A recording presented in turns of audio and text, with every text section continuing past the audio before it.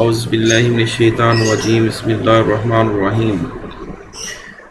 अस्सलाम वालेकुम वरहमतुल्लाहि वबरकातुहू। डियर स्टूडेंट, क्या हाल है? काफ़ी छुट्टियाँ एंजॉय कर ली। अल्लाह आपको अपने हिफ्ज़-ओ-मान में रखे, सेहत तंदुरुस्ती अता फरमाए। जो आजकल वबा फैली हुई है उससे आपको महफूज रखे, आपके घर वालों को महफूज रखे। तो I am Aamir Mahmood, biology teacher. तो लास्ट टाइम जो हम पढ़ रहे थे 14 चैप्टर था, ये ट्रांसपोर्ट के मुतालिक है। तो ट्रांसपोर्ट मीन कि जो पौधे ज़मीन से पानी और नमकियात को हासिल करते हैं तो ये रूट से इसको ऊपर की तरफ लेके जाते हैं, यानी पत्तों तक पानी को, ताकि ये एक तो पौधे में इस्तेमाल होता है लेकिन ज़्यादातर पानी ये एवापरेट हो जाता है, यानी ये जड़ों से, तने के ज़रिए से और फिर पत्तों से ये आगे एवापरेट हो जाता है। लेकिन इस चैप्टर में जो ट्रांसपोर्ट है सिर्फ प्लांट्स के रेफरेंस से नहीं, बल्कि इस चैप्टर को दो पार्ट्स में डिवाइड किया गया है। एक हिस्सा प्लांट पार्ट कहलाता है और दूसरा जो है वो एनिमल पार्ट कहलाता है, जिसमें हम ब्लड भी पढ़ेंगे, ह्यूमन के अंदर ब्लड सर्कुलेशन, उसके पार्ट्स वगैरह भी।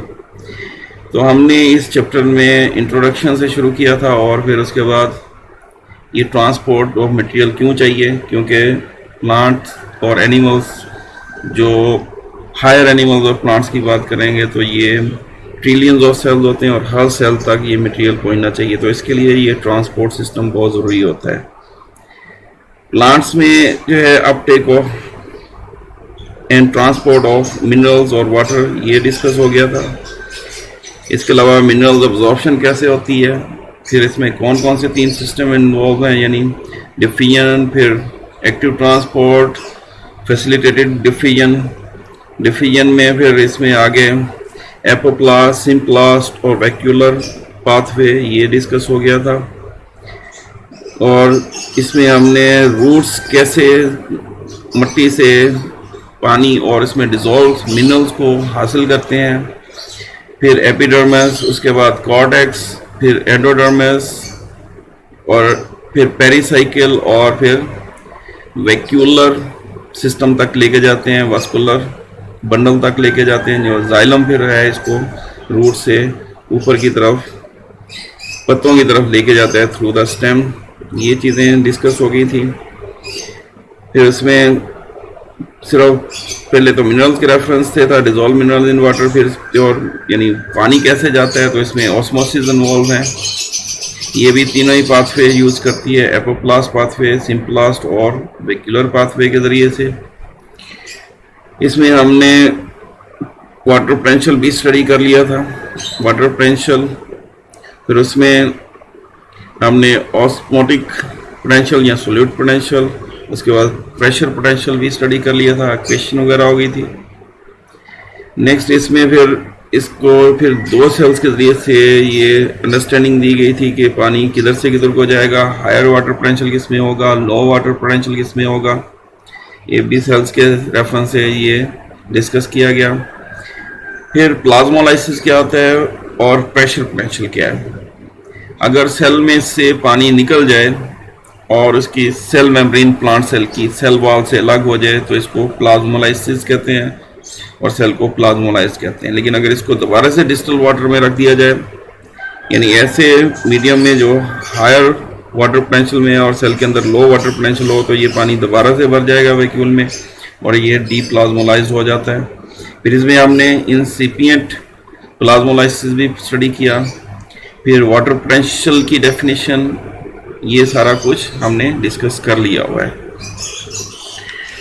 अब इसमें नेक्स्ट टॉपिक बनता है असेंट ऑफ सैप। असेंट का मतलब चढ़ना और सैप मतलब water and dissolve minerals in it.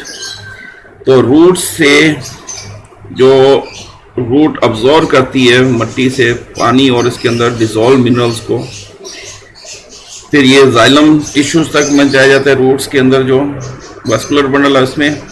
फिर इसके बाद ये स्टेम से होता हुआ ये फिर पत्तों में, और फिर वहाँ से ट्रांसपिरेशन होती है। इसी दौरान में मटेरियल्स की मूवमेंट होती है, और इसके अलावा पानी जो है वो फोटोसिंथेसिस में भी इस्तेमाल होता है। तो असेंट ऑफ सैप के रेफरेंस से यानी इसमें कौन कौन सी चीज़ें आ गई, यानी पानी और डिजोल्व मिनरल, इसको हम सैप बोलेंगे। और इसको प्लांट के ऊपर ये कैसे चढ़ता है, इसको हम कहेंगे असेंट ऑफ सैप। तो पानी जो ऊपर पुल अप होता है, इसमें तीन चीज़ें आ जाती हैं, cohesion tension theory, root pressure और एम्बिबिशन। कोहेजन टेंशन थ्योरी एक जर्मन शख्स था हेनरी डिक्सन, और उसके साथ एक साथी जॉली था 1984 में। ये डब्लिन आयरलैंड में ये थे। तो यहाँ पे इन्होंने ये कोहेजन टेंशन थ्योरी दी, पेश की। तो ये एक्सलेंट समझी जाती है इसको असेंट ऑफ सैप को डिस्क्राइब करने में। ये पानी जड़ों से लेकर फिर स्टेम में, तने में और फिर पत्तों तक जो जाता है। इसमें आगे फिर इसके मुख्तलिफ हिस्सों में इसको डिवाइड किया गया है। जैसे कोहेजन टेंशन थ्योरी में कोहेजन आ जाती है, टेंशन आ जाती है, इसके अलावा फिर अडहेजन क्या है, और चौथी चीज़ जो आ जाती है स्ट्रॉन्ग जाइलम वॉल्स। तो कोहेजन क्या होता है?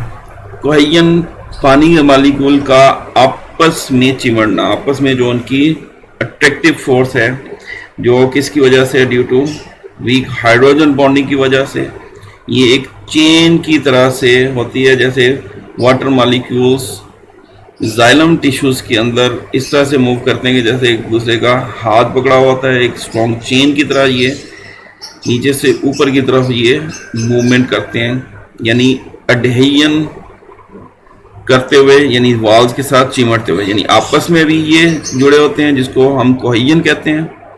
पानी के मॉलिक्यूल की आपस में अट्रैक्शन, और फिर पानी के मॉलिक्यूल की दीवारों के साथ जो अट्रैक्शन है, इसको अडहेजन कहते हैं। तो कोहेजन पहले होगी, उसके बाद फिर टेंशन। अब ये ऊपर की तरफ जो मूव करते हैं, तो इसके लिए जो मूवमेंट के लिए फोर्स चाहिए उसको टेंशन कहते हैं। लेकिन ये टेंशन कहाँ से हासिल होती है? ये एक्चुअली ट्रांसपायरेशन से। जब पत्ते से ये पानी एवापोरेट होता है, तो एक चेन की तरह से ये नीचे को, जैसे एक रस्सा ऊपर को खींचा जाता है, ये चेन की तरह से ये मॉलिक्यूल्स ऊपर की तरफ मूव करते हैं। और पानी का पत्ते से उड़ने को हम ट्रांसपिरेशन कहते हैं, यानी evaporation of water from the aerial parts of the plant is called transpiration. Actually यही ट्रांसपायरेशन जो है ये एक टेंशन क्रिएट करती है from roots to the aerial part, यानी लीव्स तक। यही टेंशन जो है ये पानी को ज़मीन से पौधे के अंदर, और फिर तने यानी जड़ों से फिर तने में, और फिर पत्तों तक लेके जाती है। ये टेंशन होगी। फिर नेक्स्ट इसमें अडहेजन। अडहेजन यानी दीवारों के साथ पानी के मॉलिक्यूल का चिमड़ना। ये सेम, इसको आपने एक्सपीरियंस किया होगा। जैसे गर्मियों में अगर गिलास में ठंडा पानी डाला जाए तो गिलास के बाहर भी पानी चिमट जाता है। ये जो पानी का किसी भी सॉलिड ठोस चीज़ के साथ चिमटना है, इसको अडहेजन कहा जाता है। तो ये अडहेजन जो है ये वॉल्स प्रोवाइड करती हैं जाइलम की, ताकि ये स्लिप ना हो पानी नीचे को, और इसलिए ऊपर की तरफ मूव करता जाए। तो एक तो हो गई कोहेजन, पानी के मॉलिक्यूल्स की आपस में अट्रैक्शन। दूसरी टेंशन, जो ऊपर को खींच रही है पानी के मॉलिक्यूल को, और ये इतनी स्ट्रॉन्ग होती है कि ये 200 मीटर या 600 फुट तक पानी को प्लांट्स में ये खींच लेती है। इतनी ये पावरफुल होती है ये टेंशन। एडहेजन प्रोवाइड करती है कि पानी नीचे को स्लिप ना हो, दीवारों के साथ चिमट के ऊपर से चढ़ता है। ये एडहेजन प्रोवाइड करती है, यानी पानी ऊपर को रिंगता हुआ चढ़ता है। फिर इसी में एक और चीज आ जाती है, स्ट्रॉन्ग जाइलम वॉल्स। अगर जाइलम वॉल्स मजबूत ना हो और पानी अंदर को जब, क्योंकि पानी की आपस में मॉलिक्यूल्स की अट्रैक्शन है, वॉल्स के पास साथ भी चिमटा हुआ है कि पानी की वजह से जाइलम वॉल अंदर को ना मुड़ जाए, जिसको कहते हैं बकल अप होना। अगर ये दीवारें अंदर को मुड़ जाती हैं तो पानी के लिए रास्ता कम हो जाएगा, बल्कि पानी ऊपर जा ही नहीं सकेगा। तो ये अपनी शेप बरकरार रखती हैं, अपनी जो स्ट्रक्चर है उसको मेंटेन करती हैं। और हमें पता है कि प्लांट्स के जो सेल वॉल है, प्लांट सेल्स की सेल वॉल में मजबूत किस्म का सेलुलोज होता है, ये सेलुलोज की बनी होती है। इसके अलावा पेक्टिन होता है, लिग्निन होता है, ये इसको मजबूती फ्राहम करती हैं, जिसको कहते हैं टेंसाइल स्ट्रेंथ प्रोवाइड करती हैं। ये अपनी शेप बरकरार रखती हैं, हालांकि पानी की अट्रैक्शन भी है, उसका वजन भी है, इसके बावजूद ये अंदर को नहीं मुड़ती, यानी बकल अप नहीं होती। फिर इसमें ये बहुत हाइट तक जाती है और लार्ज क्वांटिटी में पानी को ये फोर्सेस ऊपर लेके जाती है कोहेजन टेंशन थ्योरी के जरिए से। और इसके large quantity of water high speed से जाता है, यानी अप टू 8 मीटर पर आवर तक ये रिकॉर्ड किया गया है, लेकिन आमतौर पर ये 1 मीटर पर आवर रिकॉर्ड किया गया है।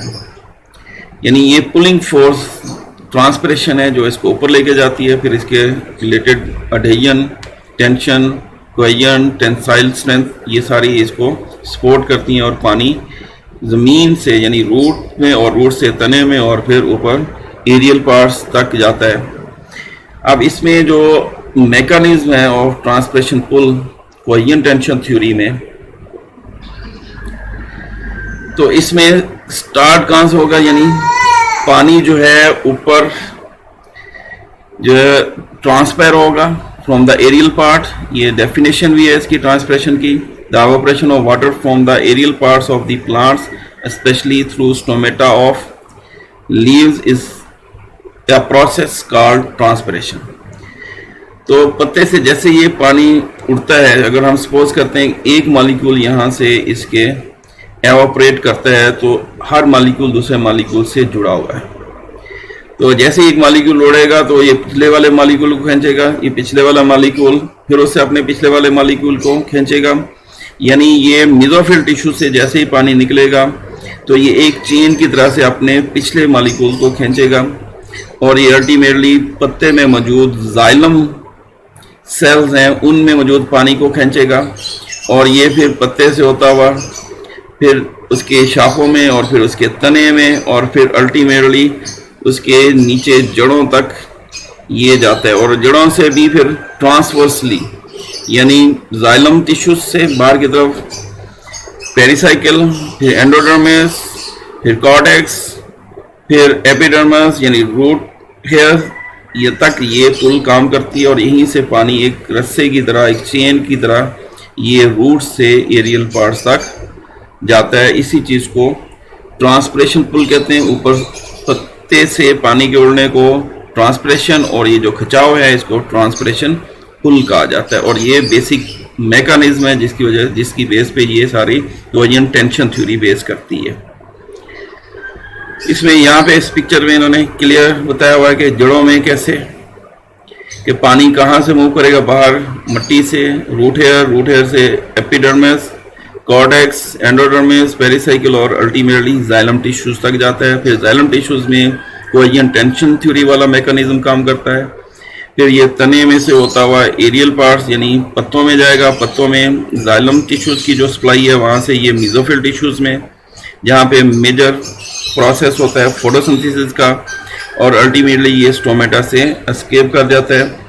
तो इस पूरे प्रोसेस में जो पानी रूट से एरियल पार्ट्स तक जाता है उसमें से 99% यानी 99% जो है ये पानी ट्रांसपिरेशन से एस्केप कर जाता है। सिर्फ 1% बचता है जो पौधा अपने डिफरेंट कामों में इस्तेमाल करता है, ख़ास तौर पर फोटोसिंथेसिस में इसको इस्तेमाल में लाता है।